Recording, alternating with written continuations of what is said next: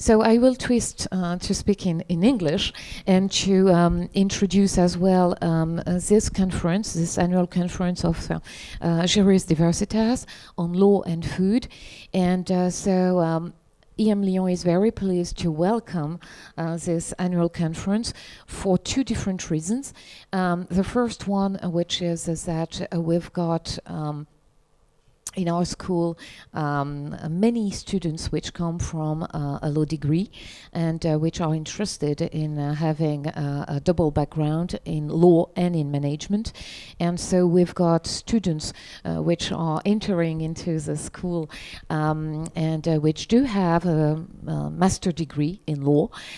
We've got as well some master programs like JME for this master for lawyers in international management, and we've got as well students which are selected because they really want to have a double background in law and in management, and after their first year in the program Grande École, they join this double track, law and management, and we've got this year 80 students which are concerned by this. The other reason is that, of course, in teaching management and all the issues which are connected to globalization, we've got, of course, to teach to those participants, which are top managers or middle management, or which are our students and to the different master programs or MBA participants, we have to integrate the comparative dimension, and we have to open our mind to the different cultures and so to the different legal cultures. So that's the reason on behalf of EMLYON, I'm very pleased to welcome this annual conference of Juris Diversitas in cooperation with the Faculty of Law of Lyon Jean Moulin, the Institute of Comparative Legislation Edouard Lambert.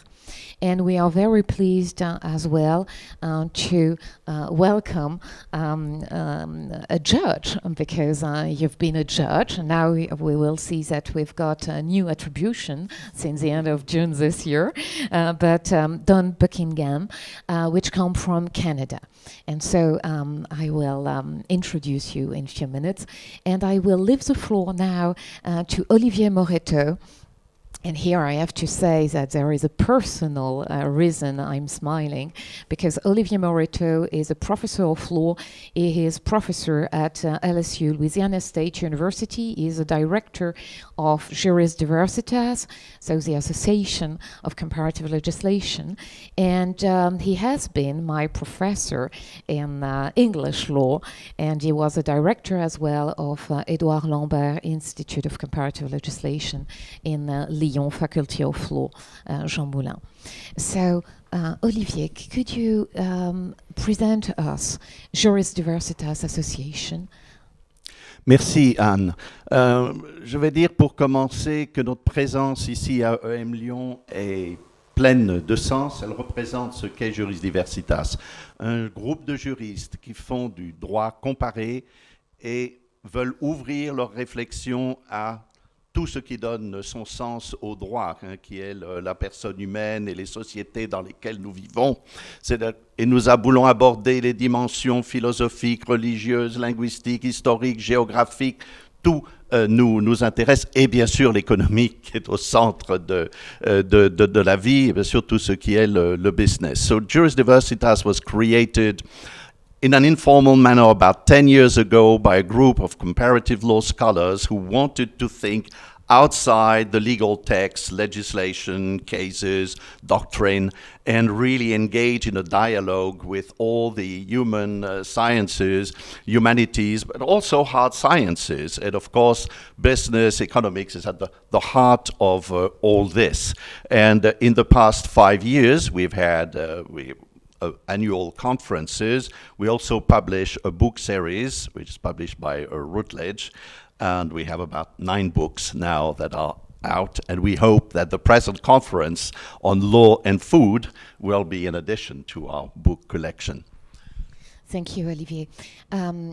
Can you as well tell us about the subject of this year, which is law and food, la cuisine juridique, which reminds us as well the logo of Juris Diversitas, because if you remember, we can see that it's a plate. So can you tell us in few words, why did you choose law and food? And because obviously, I think everybody thinks that if the conference, the annual conference took place in Lyon this year, it's not by alphabet, because of course Lyon is quite well known for that. Can you come on that point? One of the starting points of Juris Diversitas was mixed jurisdiction, mixed legal system. And one of us, as in Oruju, who is professor in Glasgow, was using the salad metaphor all the time when she was discussing law and the different mixes. And when we created Juris Diversitas, we thought about a Louisiana soup, because there were two of us were from Louisiana, one by birth, Sean Donlan, who's been the first president of Juris Diversitas, and me, I'm from Lyon, the grandchild of a barrel maker and tonnelier, and grandchild of a chef. That's lots of food everywhere. So we picked the gumbo, which is a soup where you have il y a le roux, which is really a mix, a blend, but you put solid elements that you can still identify when you are eating, meat, sausage, there is rice, etc. So there's the idea of the mix, you're getting things that are blending together, you can still recognize the ingredients. And since it is the 10th anniversary and we are in Lyon, we thought that it would make a lot of sense dans la capitale gastronomique de la France et du monde, enfin, c'est du moins ce que disent les étrangers, et le sujet s'imposait.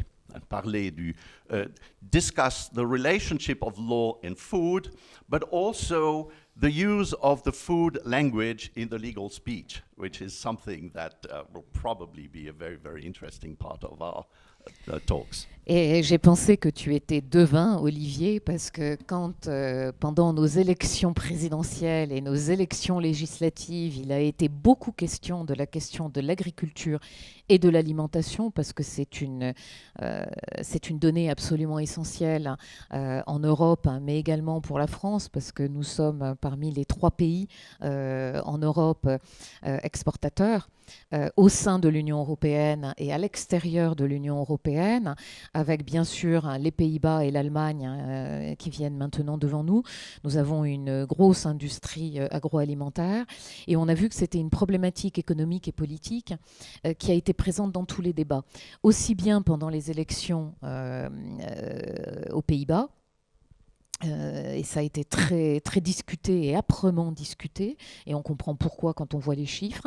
On a vu également ce débat en France, et bientôt nous allons avoir des élections en Allemagne, et que nous suivons également de près, et c'est vrai que cela revient systématiquement dans le débat, et j'ai pensé qu'on allait vraiment être servi par l'actualité, parce que quand on lisait les journaux en ce mois de juin, on voyait qu'il était prévu qu'il y aurait des états généraux de l'alimentation et de l'agriculture qui devait s'ouvrir le 10 juillet. Et là, quand on lit Le Monde du week-end, on voit que manifestement, cela va avoir lieu la semaine prochaine. Donc en tous les cas, on est dans un sujet qui a une pleine actualité, qui effectivement est un enjeu majeur de la globalisation. Et là, je me tourne vers vous, Don, parce qu'effectivement, on a entendu beaucoup de choses pendant les élections, du fait de l'accord qui a été passé entre le Canada et l'Union européenne, avec beaucoup de craintes, beaucoup d'incertitudes, et des débats de fond avec, entre autres, nos appellations d'origine contrôlée, qui est une spécificité, effectivement, vous l'avez souligné il y a quelques temps, que effectivement le Canada a emboîté ce pas, mais de façon très light, puisque vous n'avez, je crois, que 4 appellations d'origine. Donc, ce sont des questions importantes. Hein. Qu'est-ce que vous, du haut, justement, de votre activité en tant que magistrat, et puis maintenant, on va revenir aussi sur vos nouvelles fonctions, qu'est-ce que vous pouvez dire de ce débat très politique sur la globalisation et donc ces échanges entre Europe et Amérique du Nord? C'est vraiment intéressant et merci Anne pour la question parce que on est vraiment dans une situation auparavant où c'était une question plutôt nationale ou bien supranationale, disons, pour l'Europe. Mais pour moi maintenant, je vois au Canada aussi, on a soulevé l'importance du secteur agricole dans le développement économique du pays. Et auparavant, c'était vraiment une petite section de la population qui s'occupait des entreprises agricoles. Mais maintenant, on voit sur le plan international et national au Canada, un peu comme en Europe, que le secteur agricole et les transformateurs agricoles deviennent de plus en plus importants. Et je crois que c'est des deux phénomènes que les consommateurs se rendent compte que la nourriture est quelque chose d'important. C'est pas quelque chose de bon marché, c'est quelque chose d'important. Donc, on veut savoir d'où ça vient, sa qualité, est-ce qu'il y a des choses mauvaises qui se trouvent là-dedans. Et donc, ça pousse les enjeux globaux d'une façon qu'on n'a jamais vue. Donc, moi, je trouve que peut-être on rentre dans une autre période, une autre époque, une autre, comme j'ai dit auparavant, une autre révolution. Et alors là, sur le plan politique, ça devient important. Mais après le politique, il faut avoir de la sagesse au point de vue réglementation, des enjeux, des politique d'exploitation. Donc, ça a changé. Je crois qu'il y a quelque chose dans l'esprit, soit canadien, soit européen, pour un goût d'avoir un nouveau plan d'attaque. And can you tell me what are your new functions? Because you were a judge specialized in this sector of food and agriculture, and now you've got new function. And can you tell us about this new function? And could you give us the full picture? Because we've seen as well that your prime minister decided to launch a new policy towards alimentation. Yes. So I have for the past 8 years been administrative judge in the agricultural sector, which meant that we have in our judicial system a whole carved out portion where anytime there was a non-compliance between a producer and a processor versus government regulators, the matter came before an independent tribunal. And that was my tribunal, and I would hear the complaints of the producer or the processor, and I would hear the arguments of the government, and I would decide whether the government enforcement action could be maintained or had to be withdrawn. So it was a very yes-no response. My new function is to be the director, the president of a think network, which will take producers, processors, and ultimately consumers to dialogue about what the next big food issues are going to be.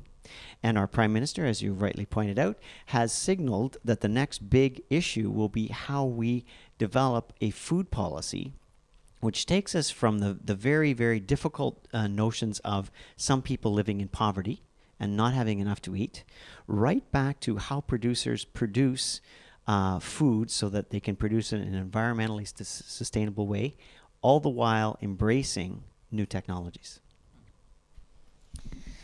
Very significant. So when we were discussing this topic, you mentioned that anytime we had to face a food revolution, there was a legal answer to that. Can you come back to that point, because it's very significant? Well, I think every time we have a food revolution, we're not quite sure when we're in a food revolution. But at a certain point, we realize that things are different. Things are not being done the way they used to. And the one that I point to, which is to me very significant, was refrigeration. We take it as a fait accompli now. Everyone has a refrigerator, and we think nothing of it. But when refrigeration was first invented, there was a very high degree of fear and uncertainty that refrigerating food would alter its nutritional composition and make it toxic. Now we know that's unfounded, but at the time it seemed very real, and there was a call for a regulatory response of two things. One, we should stop refrigeration, or we should embrace refrigeration, do more research, and figure out if, in fact, it can add to the food system or it can detract from the food system. So I think the biggest difficulty with a food revolution is, one, we're not quite sure when it's happening, and two, there's always fear related to a food revolution. Is it going to change the way we do things? Is it change the way our bodies will process food? And there's always a real fear that that is going to happen. But many, many, many times in our history, we found that the food revolution, in fact, has enhanced our ability to either produce more food or to have a food which is more nutritious. And that is the caution that I bring to the table. I, in my new role, am going to be bringing people together who are hard scientists, who are going to do things like research on water quality, on soil quality, on nutritional quality of food, and present that as the factual basis on which we can make some of the regulatory decisions that we'll have to make. So if I understand correctly, the process as well will be taken into consideration. Correct. And that's a very significant change. Yes. That's great. And sometimes the process is not, it's not a scientific study, so we can tell if there are more parts per million of a pesticide in a river, but we can't tell what the better result is for labor standards of coffee bean producers and coffee pickers in Central America. So we have some labor codes, but they're social codes. It's not good to work people to death. It is good to pay people a fair wage. What's a fair wage? A fair wage of Europe or a fair wage of Uruguay? And that becomes a more difficult measure than a scientific measure of parts per million of a pesticide in a river. Lot of debate.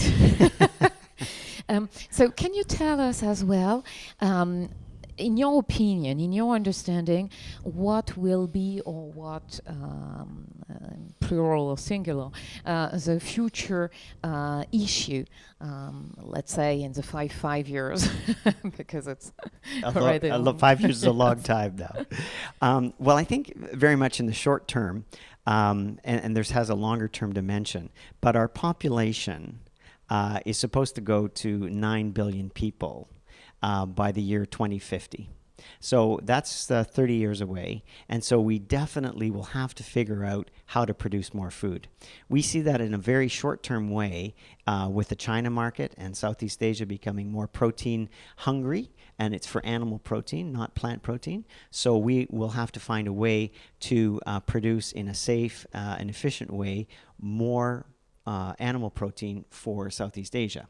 So in the very short term, those are going to present some interesting trade issues. You mentioned the Canada-European trade agreement. There's a lot of work on who's going to get that market in China. Is it going to be the Europeans? Is it going to be the Australians? Is it going to be the Americans? Is it going to be the Canadians? And everyone thinks they're going to win.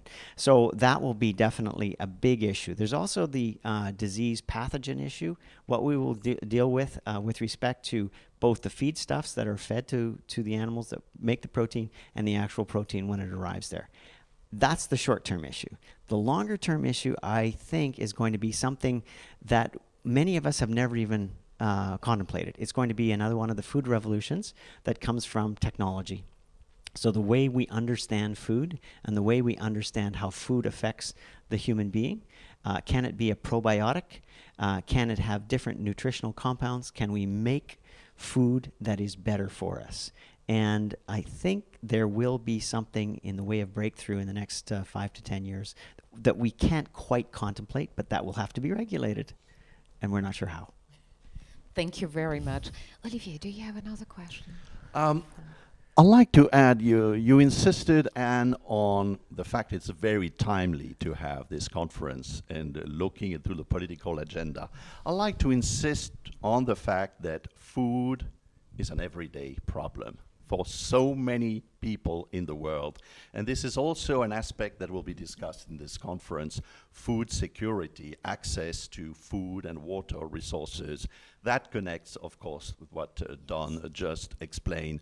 Un des grands aspects, un des grands volets de ce colloque, c'est la sécurité alimentaire. Le fait qu'une grande partie de l'humanité n'a pas accès à une nourriture convenable et surtout à l'eau potable. Il y aura plusieurs représentations sur l'eau. Nous avons nombre de participants qui viennent d'Afrique, et de l'Afrique du Sud, mais d'autres parties de l'Afrique, d'Asie, où ces problèmes se posent de façon cruciale et aiguë. Merci beaucoup. Thank Merci. you very much. Thanks a lot.